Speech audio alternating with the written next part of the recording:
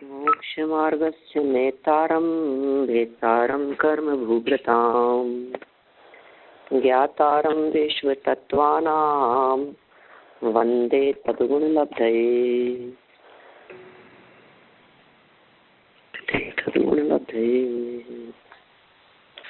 तत्वार्थ राजवार्तिक नामक यह पुस्तक है।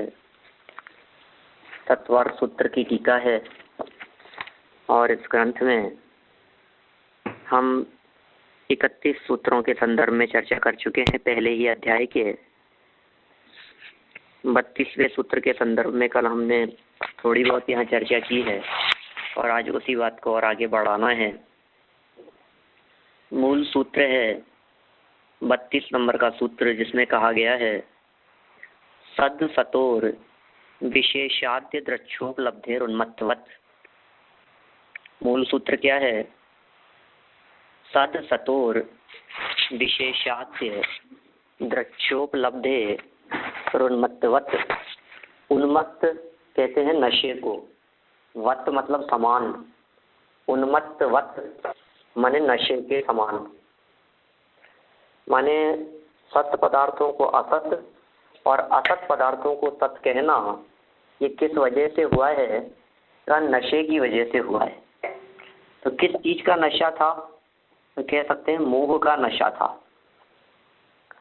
मोह की नशे की वजह से सत्य को असत और असत को सत्य कहता है। और इस तरह से विपरीत जानने का कार्य मति ज्ञान में भी होता है, श्रुत ज्ञान में भी होता है और अवधि ज्ञान में भी होता है। मिथ्या दर्शन के योग से यह ज्ञान विपरीत हो जाते हैं। मति, श्रुत और अवधि, ये तीन ज्ञान विपरीत होते हैं। यह बात 31वें सूत्र में कही थी। और वे मिथ्या क्यों हो जाते हैं? वे विपरीत क्यों जानते हैं? उसका हेतु यहाँ इस 32 नंबर के सूत्र में दिया है। कल हमने इस संदर्भ में 3 पैराग्राफ इसके पढ़ लिए थे। पेज नंबर 32 पुस्तक का 329 पेज से अपने को 4 नंबर पैराग्राफ से बात को आगे बढ़ाना है। देखिए, ये सब अलग अलग दर्शनों के आधार पर उस बात का निश्चित कर रहे थे। शायद 3 नंबर भी नहीं पढ़ा, क्या पढ़ लिया था? कल पढ़ लिया था। पढ़ लिया था। 4 नंबर देखिए। अब यहाँ सांख्य मत की चर्चा करते हैं। सांख्य और वैशेषिक दर्शन वालों के आधार पर बात कहते हैं। केवल स्वरूप में ही नहीं, किंतु जगत के मूल कारणों में ही प्रवादियों को विवाद है। क्या कह रहे हैं? खाली स्वरूप की चर्चा नहीं है, जगत के मूल कारणों में भी प्रवादियों को, मतलब इसके संदर्भ में डिस्कस करने वालों को, अन्य मतावलंबियों को, मत मतांतरों को विवाद है। जैसे सांख्यों का मत है कि अव्यक्त प्रकृति से, पहले समझ लीजिए सांख्य दर्शन क्या है। सांख्य दर्शन प्रकृति और पुरुष इनकी चर्चा करता है और प्रकृति से तत्वों की उत्पत्ति मानता है। 24 तत्व प्रकृति से उत्पन्न होते हैं, एक पुरुष को पृथक कहता है। 25 तत्व मानता है वो।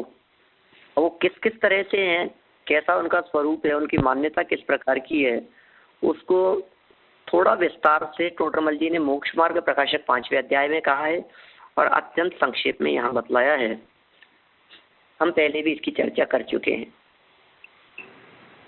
देखिए क्या कह रहे हैं। जैसे सांख्यों का मत है कि अव्यक्त प्रकृति से महान बुद्धि, महान से अहंकार, अहंकार से 5 इंद्रियां और 5 इंद्रियों के विषय तन्मात्रा और पृथ्वी आदि 5 महाभूत और मन, ये 16 गण और 5 महाभूतों से यह दृश्य जगत उत्पन्न होता है।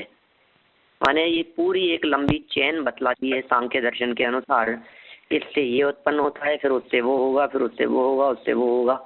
इस तरह से पूरी एक लंबी चौड़ी उन्होंने लिस्ट बतला दी। प्रकृति से महत, महत से बुद्धि, बुद्धि से अहंकार, अहंकार से इंद्रियां, तन्मात्रा, पृथ्वी आदि महाभूत, मन है ये सब। और फिर उनसे जाकर के लास्ट में जाकर के कह दिया कि ये जो जगत दिखाई दे रहा है यह दृश्यमान जगत इसी से उत्पन्न हुआ है। यह मत निर्दोष नहीं है, निर्दोष नहीं है, इसका मतलब सदोष है। दो नेगेटिव माइनस माइनस प्लस हो जाता है ना। तो यह मत निर्दोष नहीं है, क्योंकि देखना बहुत मार्मिक तर्क दिया है, क्योंकि अमूर्त, निरवयव, निरअवयव, अवयव जिसमें नहीं है, अमूर्त दिखाई नहीं देवे, इंद्रियातीत, निष्क्रिय, अतीन्द्रिय, नित्य और पर प्रयोग से अप्रभावित प्रधान से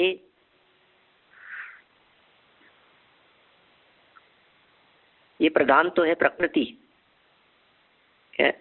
या समझ लीजिए पुरुष को भी कह सकते हैं, प्रधान शब्द का जो प्रयोग किया है, ठीक है। उस प्रधान से मूर्त, वो तो था, खुद तो था अमूर्त, और उससे मूर्त, और ऊपर मूर्त के बराबर में शब्द दिया था निरवयव, यहाँ दिया है सावयव, ऊपर दिया था निष्क्रिय, और इस नीचे वाली लाइन में दिया है सक्रिय, ऊपर वाली लाइन में दिया था अतीन्द्रिय, और नीचे वाली लाइन में दिया है इंद्रिय ग्राह्य।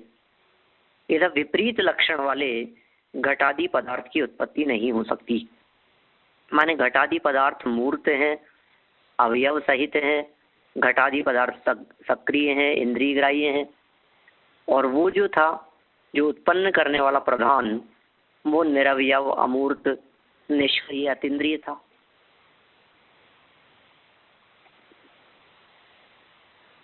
तो अतीन्द्रिय से इंद्रिय जन्य की उत्पत्ति कैसे हो सकती है? अमूर्त से मूर्त की उत्पत्ति कैसे हो सकती है? और निष्क्रिय से सक्रिय की उत्पत्ति कैसे हो सकती है? नहीं हो सकती, ऐसा हम कहना चाहते हैं उसको। देखिए, स्वयं चेतना शून्य प्रधान का इस तरह बुद्धि पूर्वक सृष्टि को उत्पन्न करना संभव ही नहीं है। अब वो जो प्रधान है, वह प्रधान का अर्थ प्रकृति समझना चाहिए यहाँ, वह चेतना शून्य है, उसमें स्वयं में चेतना नहीं है, तो बुद्धिपूर्वक सृष्टि उत्पन्न कैसे हो सकती है उससे? पुरुष स्वयं निष्क्रिय है, वह प्रधान को प्रेरणा भी नहीं दे सकता। प्रधान प्रकृति है और पुरुष भिन्न है, ऐसा समझिए आप। स्पष्ट होगी ना यह बात? पुरुष स्वयं निष्क्रिय है, वह प्रधान को प्रेरणा भी नहीं दे सकता, फिर प्रधान को सृष्टि के उत्पन्न करने का खास प्रयोजन भी नहीं दिखाई देता। माने प्रकृति ने आखिर सृष्टि की रचना क्यों की? प्रकृति नाम का एक महत्वपूर्ण तत्व है, जैसे प्रधान कारण मानते हैं ये लोग। ये कह रहे हैं कि उस प्रकृति ने इस सृष्टि की रचना क्यों की, कोई खास कारण भी नहीं दिखाई देता। पुरुष को भोग संपादन करना, यह प्रयोजन भी नहीं हो सकता, क्योंकि नित्य और विभु आत्मा का भोक्ता रूप से परिणमन ही नहीं हो सकता। स्वयं अचेतन प्रधान प्रेरित होकर भी बुद्धिपूर्वक प्रवृत्ति नहीं कर सकता।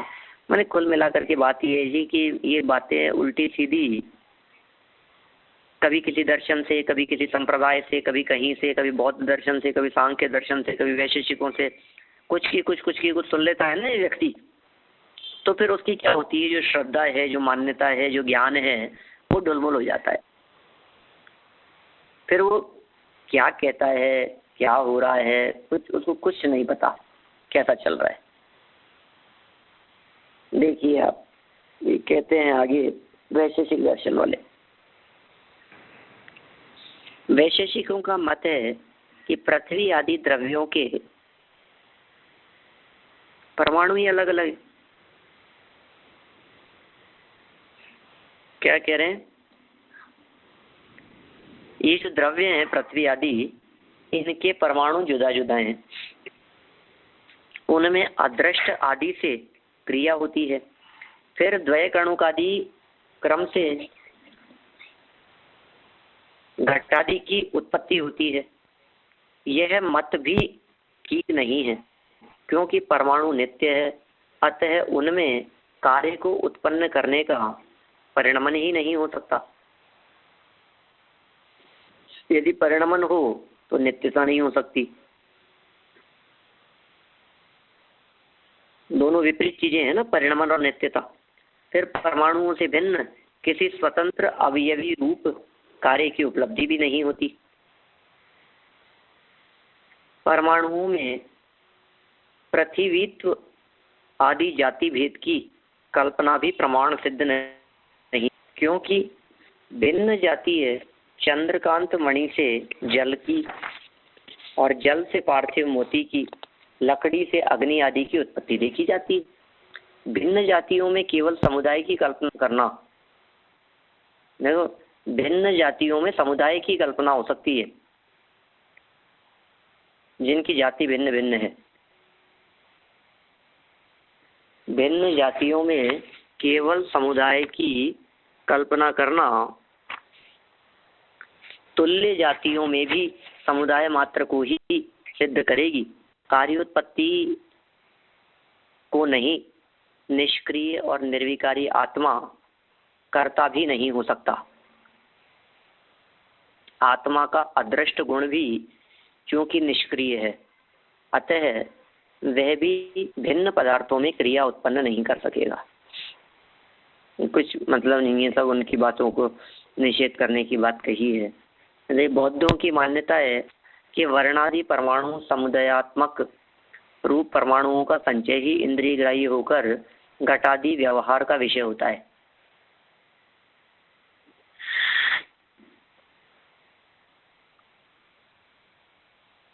परमाणुओं के संचय को मानते हैं वे। वर्णादि परमाणु समुदायात्मक रूप होकर के, इंद्रिय ग्राही होकर के घटादि व्यवहार का विषय बनता है। इनका ये मत ठीक नहीं है, क्योंकि जब प्रत्येक परमाणु अतीन्द्रिय है तो उनसे अभिन्न समुदाय भी इंद्रिय ग्राह्य नहीं हो सकेगा, नहीं हो सकता। माने वो लोग ऐसा मानते हैं कि परमाणु अतीन्द्रिय है, वो भी ऐसा मानते हैं परमाणु तो अतीन्द्रिय है। अब यदि परमाणु अतीन्द्रिय है तो उन परमाणुओं के समुदाय रूप जो स्कंद बनेगा वो इंद्रिय ग्राह्य नहीं हो सकता। जब उनका कोई दृश्य कार्य सिद्धि नहीं होता तब कार्य लिंगक अनुमान से परमाणुओं की सत्ता भी सिद्ध नहीं की जा सकेगी। परमाणु चूंकि क्षणिक और निष्क्रिय है, अतः उनसे कार्योत्पत्ति भी नहीं हो सकती। विभिन्न शक्ति वाले उन परमाणुओं का परस्पर स्वतः संबंध की संभावना नहीं है और अन्य कोई संबंध का कर्ता हो नहीं सकता। तात्पर्य यह है कि परस्पर संबंध नहीं होने के कारण घटादि स्थूल कार्यों की उत्पत्ति ही नहीं हो सकेगी। इसी तरह बिगड़े पित्त वाले रोगी को रसनेन्द्रिय विपर्य की तरह अनेक प्रकार के विपर्य मिथ्या दृष्टि को होते रहते हैं। ये तो इन्होंने इस तरह के प्रमाण देकर के बतलाए हैं। ये 3 प्रकार के इन्होंने संप्रदाय अपने सामने खड़े कर दिए, सांख्य, बौद्ध और वेदांत वैशेषिक। अब इन 3 संप्रदायों को हमारे सामने खड़ा करके कह दिया कि ये भ्रम इसलिए हो जाता है इस जीव को कि मान लो वही सब तरह का माहौल रहता है ना, कभी किसी से कोई बात सुन ली, कभी किसी से कोई बात सुन ली। बिगड़े पित्त वाले रोगी को जिस तरह से रसनेन्द्रिय की विपर्य की दशा होती है, ऐसे ही अनेक प्रकार विपर्य मिथ्या दृष्टि को हो जाते हैं, अनेक प्रकार से उसकी विपरीतता हो जाती है चित्त में। मतलब एक्चुअल स्वरूप समझ नहीं पाता कि वास्तव में वस्तु स्थिति क्या है। अब चारित्र मोक्ष का प्रधान कारण है, उसका वर्णन मोक्ष के प्रसंग में किया जाएगा। अरे बहुत सारी बातें हो सकती है चारित्र के संदर्भ में भी। चारित्र के संदर्भ में भी किसे चारित्र मानता है, कोई भूखे रहने को चारित्र मानता है, उपवास आदि को चारित्र मानता है, व्रत आदि अंगीकार करने को चारित्र मानता है, एक पैर पे खड़े हो जाने को चारित्र मानता है, अंदर में चारित्र मानता है, कोई बाहर में चारित्र मानता है, कोई देह से चारित्र मानता है, कोई पैदल चलने को चारित्र मानता है, कोई नंगे पांव रहने को चारित्र मानता है ना। कोई कुछ का कुछ जो भी उसके समझ में बैठे। कोई ध्यान को ही असली मुक्ति का कारण समझता है, कोई प्राणायाम को समझता है, कोई आसन को समझता है, यम नियम आसन प्राणायाम प्रत्याहार धारणा, ध्यान, समाधि, या अष्टांग योग है ये। ठीक है, तो अब कभी जैन दर्शन की बात सुन ली। ये एक्चुअल में ये सारी प्रॉब्लम इसलिए भी खड़ी होती है कि जैसे आजकल चलते हैं ना कई इस तरह के धार्मिक टीवी चैनल्स चलते हैं, उनका नाम क्या है, उन टीवी चैनल धार्मिक हैं वो सब। अब धर्म के नाम पर कभी उसमें पीर बाबा बोल रहे हैं, कभी कोई पैगंबर बोल रहे हैं, कभी महात्मा जी बोल रहे हैं, कभी कोई माता जी बोल रही हैं, कभी कोई बापू जी बोल रहे हैं, कोई सब सबके चलते रहते हैं उसके अंदर कुछ ना कुछ, और सब अपनी अपनी मान्यताओं को कुछ ना कुछ कहते हैं। अब सुनने वाला क्या करेगा, ग्रहित मिथ्यात्व का पोषण करता है, अपनी मिथ्या मान्यता का पोषण करता है, और उसको भ्रम रूप स्थिति हो जाती है उसकी कि वास्तव में आत्मा है कैसा। और भ्रम रूप स्थिति होने का कारण कैसा है, सत सतोर विशेषाद उन्मत्तवत मूल कारण कह दिया है, प्रधान कारण है। अतः उसका वर्णन मोक्ष के प्रसंग में किया जाएगा। केवल ज्ञान हो जाने पर भी, आफ्टर दैट, देखिए केवल ज्ञान के बाद भी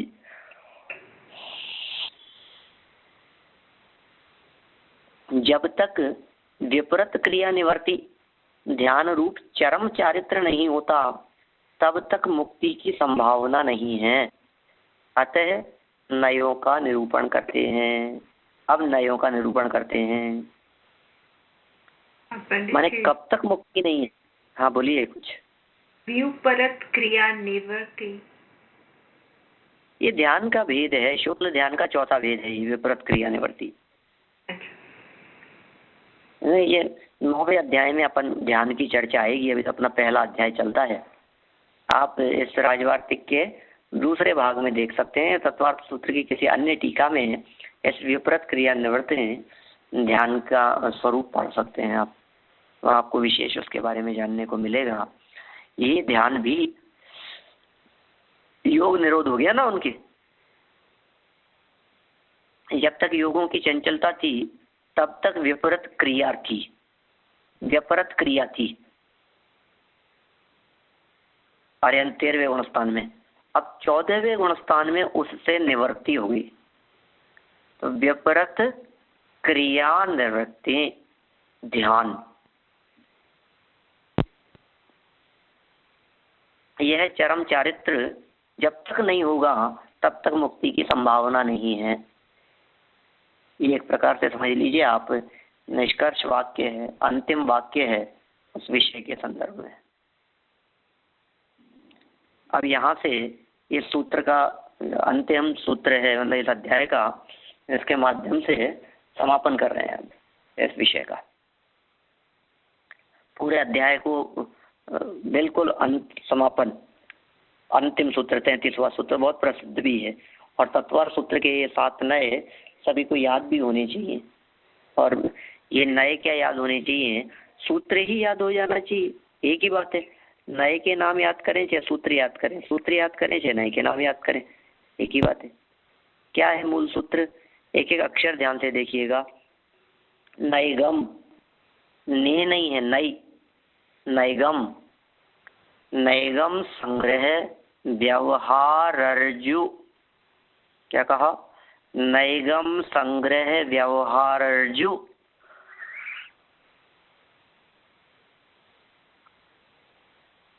व्यवहारर्जु, व्यवहारर्जु, नैगम संग्रह व्यवहारर्जु सूत्र, व्यवहारर्जु सूत्र, नैगम संग्रह व्यवहारर्जु सूत्र, शब्द समभिरूढ़ एवं भूतान्यः,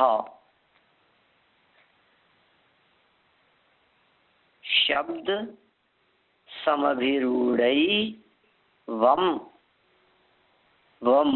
वम, शब्द समभिरूढ़ एवं भूतान्यः,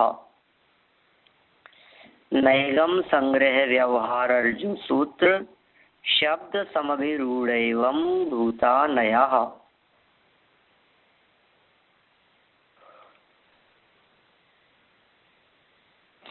पूरे सूत्र में कोई भी अक्षर अतिरिक्त नहीं है जो अधिक हो।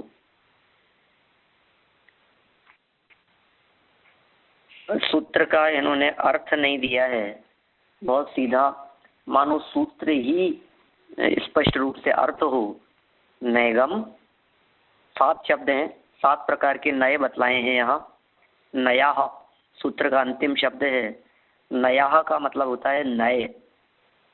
अब ये नए क्या है, तो इन्होंने कह दिया नैगम नए, फिर संग्रह नए, नैगम नए, संग्रह नए, का व्यवहार नए। ये वो निश्चय व्यवहार वाला व्यवहार नहीं है, ये नैगम संग्रह आदि वाला व्यवहार है। फिर व्यवहार के बाद में ऋजु सूत्र, ऋजु सूत्र री गया ना ऊपर र, ऋजु सूत्र नए, चौथा हो गया। फिर शब्द नए, समभिरूढ़ नए, अंतिम एवं भूत नए, एवं भूता नया। नैगम, संग्रह, व्यवहार, ऋजु सूत्र, शब्द, समभिरूढ़ और एवं भूत, ये सब 7 नए हैं।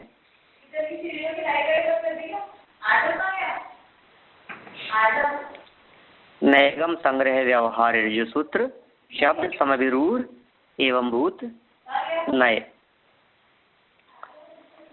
पंडित जी, हाँ बोलिए। एक मैंने अभी ज्योति जी को ऐड किया, वहाँ से उनके घर से आवाज आ रही है, लगता है इंडिया से है शायद। तो वे सुन रहे हो तो बंद कर लेंगे। हाँ ठीक है। देखिए, शब्द की अपेक्षा नयों के एक से लेकर असंख्यात विकल्प होते हैं। यहाँ मध्यम रुचि शिष्यों की अपेक्षा 7 भेद बताए हैं। क्या कह रहे हैं? शब्द की अपेक्षा से एक से लेकर असंख्यात विकल्प होते हैं नयों के। नए कितने हो सकते हैं? हम लोग विद्यार्थियों को पढ़ाते हैं ना नए चक्र, तो विद्यार्थियों के उसमें दादा ने स्पष्टीकरण किया है अपनी पुस्तक में, परम भाव प्रकाशक नए चक्र में भी, और हम उसका स्पष्टीकरण करते हुए उस बात को बताते हैं। नए संख्यात भी कहे जाते हैं, असंख्यात भी कहे जाते हैं और अनंत भी कहे जाते हैं। यहाँ की बात कही है तो अनंत प्रकार के नयों की चर्चा भी मिलती है शास्त्रों में। कितने होते हैं नए? नए संख्यात होते हैं, नए असंख्यात होते हैं या अनंत होते हैं? तीनों प्रकार के। नए तो दृष्टिकोण है, नए तो विवक्षा है। वो विवक्षा किस प्रकार की है, आप उसको किस तरह से देखते हैं, जैसा देखेंगे वैसा ही नया लागू हो जाएगा। अब किस चीज को, अरे शब्दों की दृष्टि से अपन बात करें तो शब्द लिमिटेड होते हैं, शब्दों की अपने आप में एक मर्यादा है। तो चूंकि शब्द संख्यात है, इसलिए शब्दों को विषय करने वाले नए भी संख्यात होंगे। विकल्प असंख्यात होते हैं, असंख्यात लोक प्रमाण विकल्प है।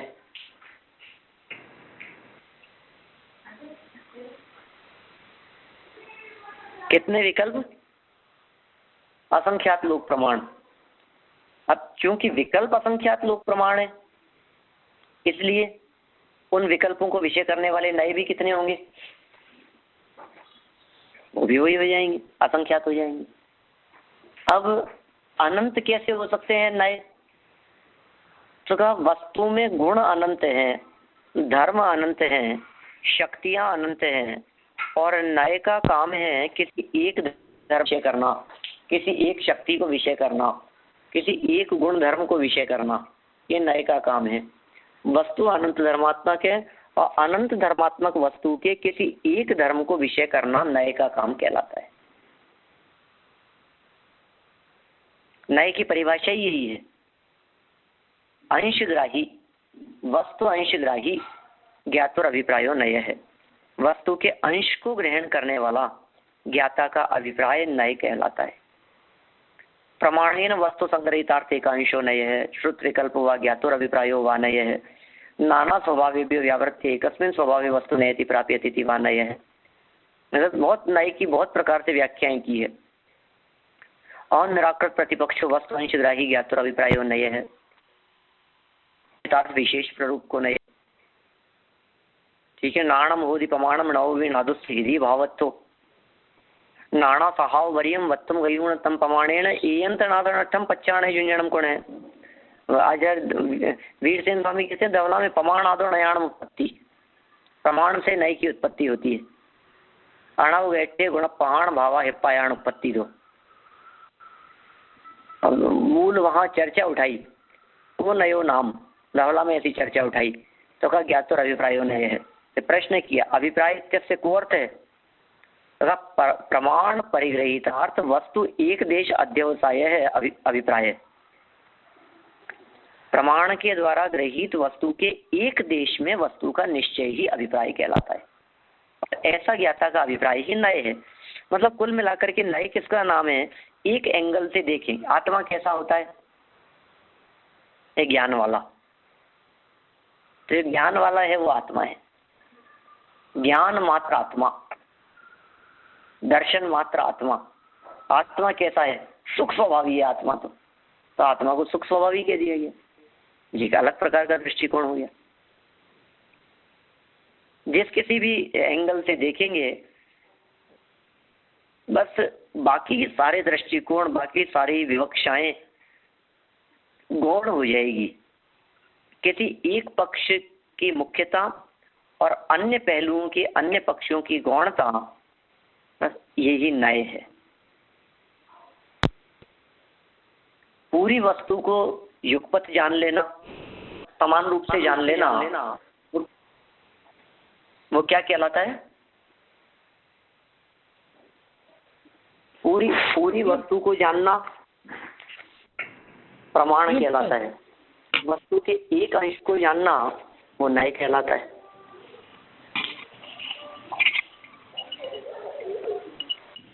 नय अंशग्राही है और प्रमाण पूरी वस्तु को ग्रहण करने वाला है। तो प्रमाण ऐसा भी कहते हैं, श्रुत ज्ञान प्रमाण है और श्रुत ज्ञान का जो विकल्प है वो नय कहलाता है।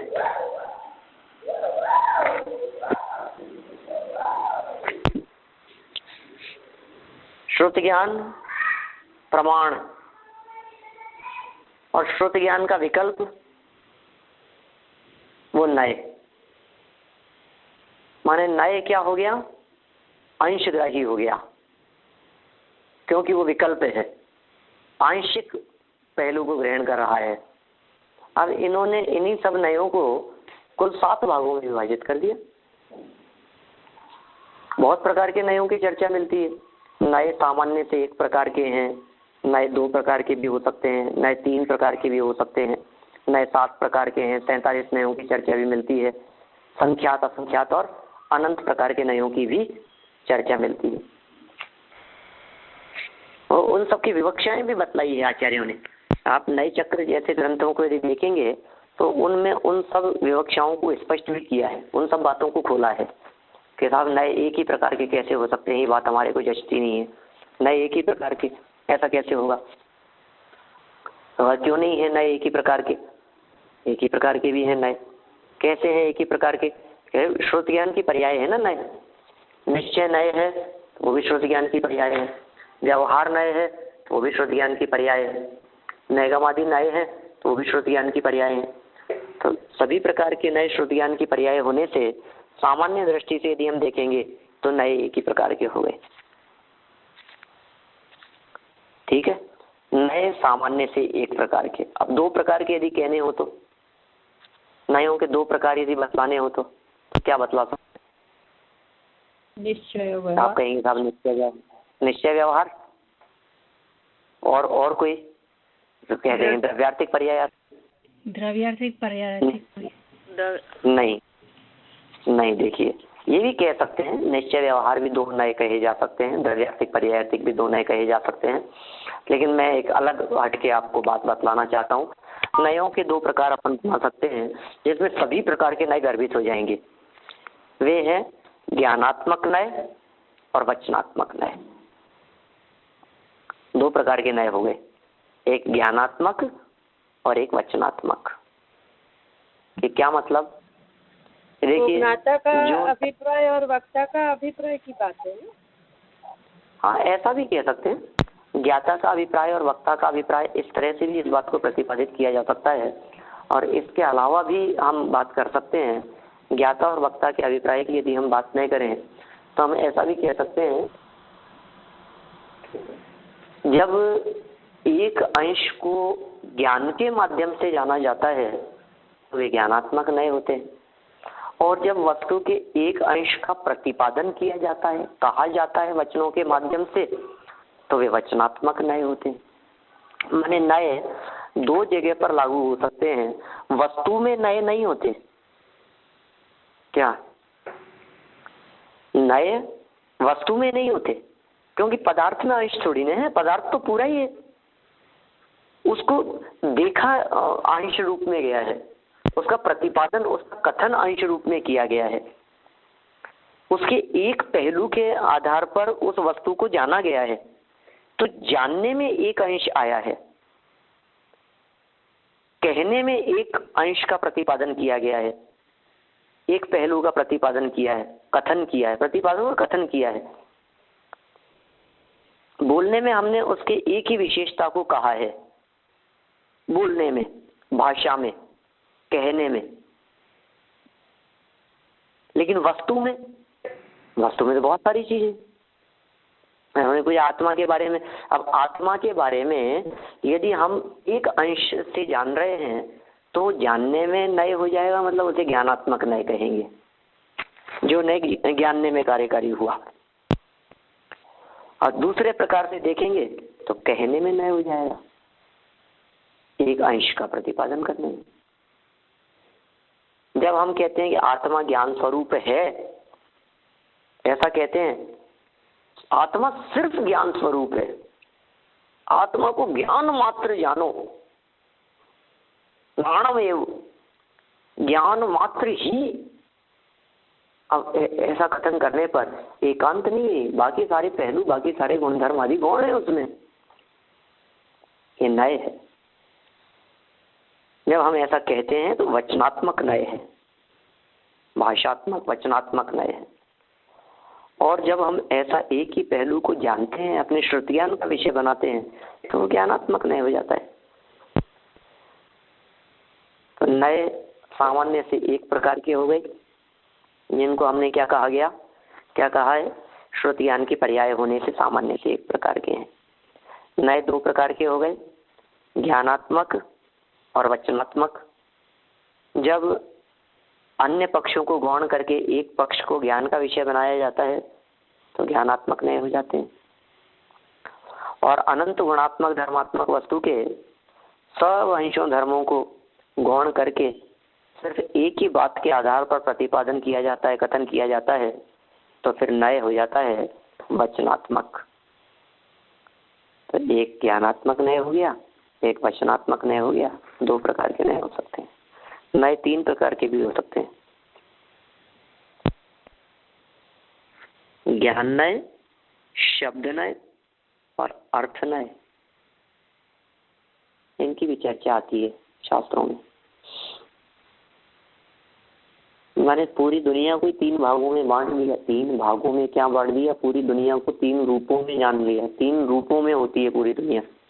हर वस्तु तीन दृष्टिकोण से देखी जा सकती है।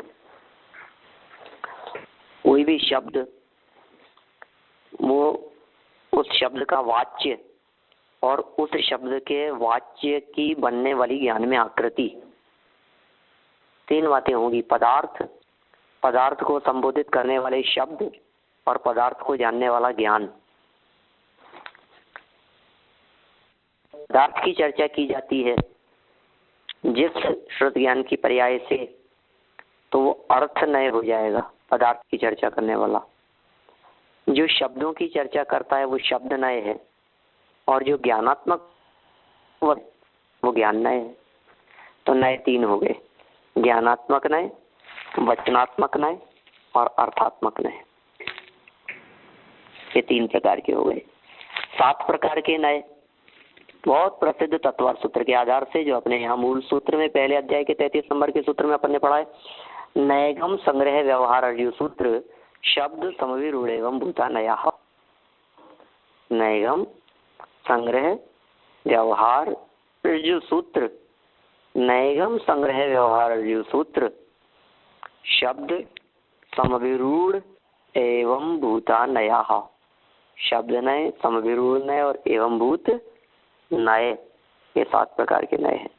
अब इन 7 प्रकार के नयों का क्या स्वरूप है, सो तो अपन यहाँ टीका के आधार पर अपेक्षित विस्तार से पढ़ेंगे ही। 7 के अलावा भी और चर्चा मिलती है शास्त्रों में नयों के संदर्भ में, जो सीधा 7 से बढ़कर के 47 पे पहुंच जाती है। एकदम एक झटके से छलांग लगती है कि नए कितने प्रकार के, कि नए 7 नहीं 47 प्रकार के होते हैं। कि वो जो 47 हैं वो क्या हैं? प्रवचन सार परिशिष्ट में आचार्य अमृतचंद्र स्वामी ने यह आत्मा कौन है, इस आत्मा का क्या स्वरूप है, इस आत्मा को कैसे प्राप्त किया जा सकता है, इस प्रश्न के उत्तर में आचार्य अमृतचंद्र स्वामी ने 47 नयों की चर्चा की है प्रवचन सार परिशिष्ट में। माने एक प्रकार से ऐसा कह सकते हैं, आत्मा के 47 गुण, आत्मा के 47 धर्म, आत्मा की 47 विशेष प्रकार की योग्यताएं, क्वालिटीज, उनको ही विषय बनाया गया है इसके माध्यम से। ख्याल में आ गई बात? एक एक धर्म को विषय कर। हाँ बोलिए। तो वो आगम नहीं और अध्यात्म नहीं, फिर शुद्ध नहीं, अशुद्ध नहीं।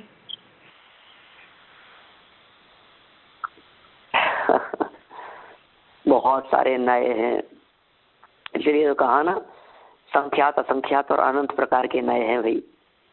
किस किस की चर्चा करें हम? एक दूसरे में जिसमें जो गर्वित हो जाए वहाँ गर्वित कर लेना चाहिए, और यदि गर्वित ना होवे तो कोई बात नहीं है, स्वतंत्र स्वीकार कर लेना चाहिए कि इनकी भी एक अलग विवक्षा है। आगे जब नयों की काउंटिंग करने पे संख्यात असंख्यात अनंत भी हो सकते हैं, तो फिर तो हम कहाँ इसको किससे मैच करेंगे?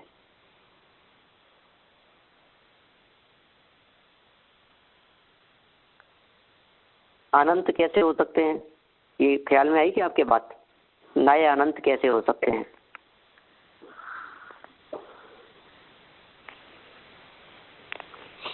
सीधी बात है, वस्तु अनंत है, इसलिए उसको कहने के लिए भी अनंत, ऐसा ये गुण धर्म की अपेक्षा से ऐसा समझिए आप। आत्मा अनंत धर्मात्मक है। हमने पूछा आत्मा कैसा होता है, और सामने वाले ने जवाब दिया कि आत्मा तो अमूर्तिक होता है। बात किसकी चल रही है? आत्मा की। समझा क्या रहा है? आत्मा तो अमूर्तिक होता है। तो एक ही धर्म से आत्मा समझाया है ना, एक ही अंश से। बाकी धर्मों का क्या हुआ कि बाकी सारे के सारे धर्म गौण है। तो जिस जगह, जिस स्थान, जिस क्षेत्र पर, जिस परिस्थिति में बाकी के सभी धर्म गौण हो जाएं और सिर्फ एक ही धर्म ही मुख्य हो, उसका नाम है नय। अब कभी ज्ञान को मुख्य करेगा, कभी दर्शन को मुख्य करेगा, कभी चारित्र वीर्य को मुख्य करेगा, कभी किसी और धर्म को मुख्य करेगा, कभी किसी और गुण को मुख्य करेगा, कभी किसी और स्वभाव को मुख्य करेगा। तो ऐसे वस्तु में बहुत सारे पहलू हैं, लेकिन किसी एक को मुख्य करना ये काम हो गया नय का। और है कितने वस्तु में कि अनंत है। तो ज्ञान को जानने वाला अलग नय होगा, दर्शन को जानने वाला अलग नय होगा, चारित्र को जानने वाला अलग नय होगा, सुख को जानने वाला अलग नय होगा, श्रद्धा को जानने वाला अलग नय होगा, अस्तित्व को जानने वाला अलग नय होगा, वस्तु को जानने वाला अलग नय होगा, स्वतंत्रता को जानने वाला अलग होगा, स्वावलंबन को जानने वाला अलग होगा, द्रव्यत्व, प्रमेयत्व, गुरु लघुत्व, प्रदेशत्व, इन सबको जानने वाले जो नए हैं कितने हो जाएंगे? किसको जाने? जिसको जाने, जितना जाने, जितने ज्ञान के विषय। जीवत्व शक्ति को जाना फिर अलग नए है, चिति शक्ति को जाने जो श्रुत ज्ञान की पर्याय है वो अलग नए है, अस्तित्व, वस्तुत्व, ठीक है ना। कितने सारे गुण हैं, जब जब जिसको मुख्य करेगा, जब जब जिसको हाईलाइट करेगा, वही नए नाम प्राप्त करेगा, वही उसका नाम पड़ जाएगा। अस्तित्व का नाम अलग हो गया बस। हाँ पंडित जी, एक ये बात भी आती है ना कि नए सम्यक श्रुत ज्ञान की पर्याय है, तो फिर उसमें हम किस तरह लगाएंगे? फिर वो तो लिमिटेड हो जाएगा ना, सम्यक श्रुत ज्ञान की पर्याय।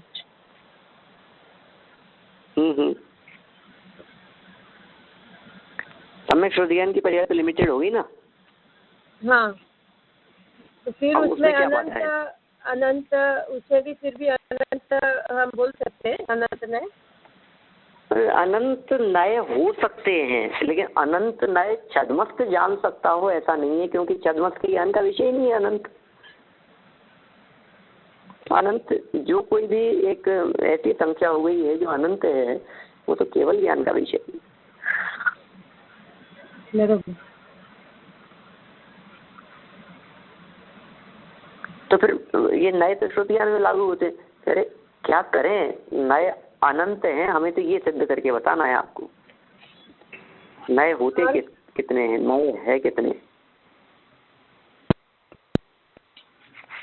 और वो भी हम बोलते हैं ना कि ज्ञानी के ही नए ज्ञानी को ही होते हैं।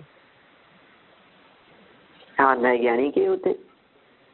कुल मिलाकर के अनंत नए हो सकते हैं, अनंत नए बन सकते हैं।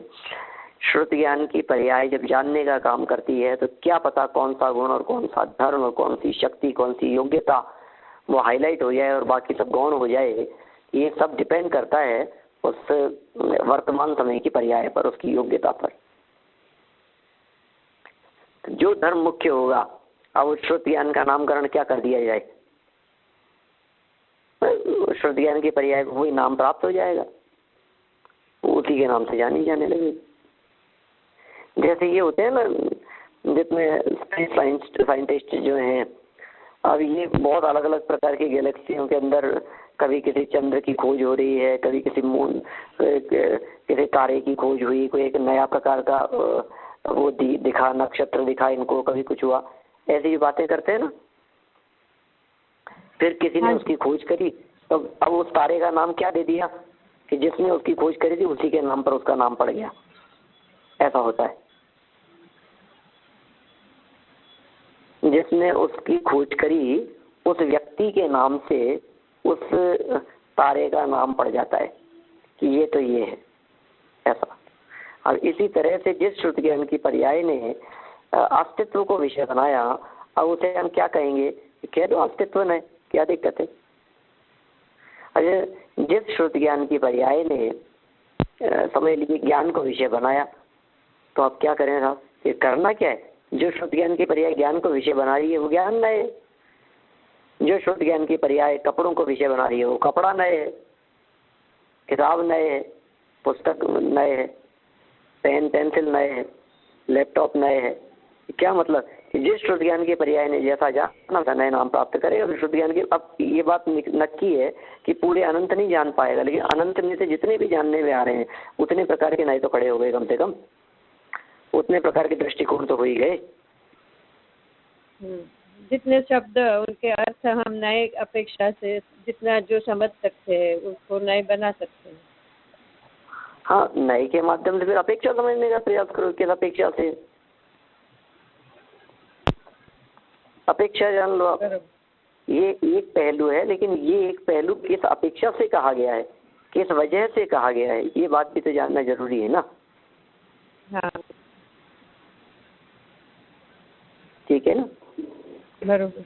और बताइए और कोई बात। अभी ये तो अपन ने सूत्र शुरू नहीं किया है, अभी अपन इस सूत्र की चर्चा तो करेंगे। अभी आज का तो अपना समय हो गया है।